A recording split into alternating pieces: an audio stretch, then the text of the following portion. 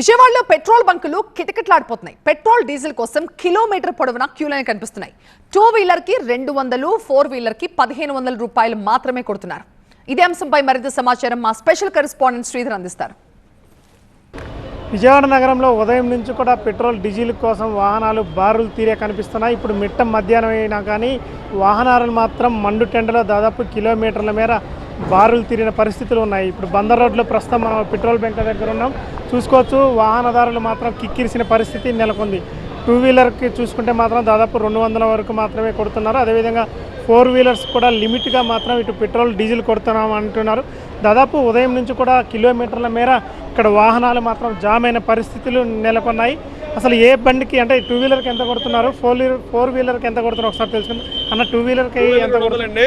4 వీలర్కి 1500, 200, 4 వీలర్కి 1500, వ్యాన్కి అయితే 50 లీటర్లు, బస్సులకి వ్యాన్లకి అయితే 50 లీటర్లు కొడుతున్నారు డీజిల్ లిమిట్.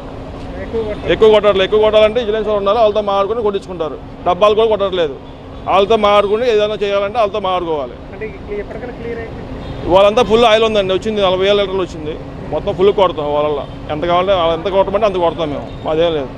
అది ఆయిల్ అయితే సఫిషియెంట్గా వచ్చింది, ఇబ్బంది ఏమి ఉండదు. సాయంత్రం కల్లా కూడా మొత్తం కూడా క్లియర్ అవుతుందని కూడా బంకు యజమానులు అంటున్నారు. మరోవైపు మాత్రం ఇటు ముఖ్యంగా ఇక్కడ వాహనదారులు మాత్రం ఎక్కువగా పానికి గురయ్యి అంటే దొరకదా అన్న ఉద్దేశంతోనే ఎక్కువగా ఇక్కడికి వస్తున్నారు తప్ప ఎలాంటి ఇబ్బంది లేదు. మొత్తం కూడా ఆయిల్ డీజిల్ కూడా మాత్రం పెట్రోల్ కానీ డీజిల్ కానీ సఫిషియెంట్గా ఉన్నదని కూడా మాత్రం బంక్ యాజమానులు అంటున్నారు. వీడియో జర్నలిస్ట్ శ్రీరామ్తో శ్రీధర్, TV9 విజయవాడ నుంచి.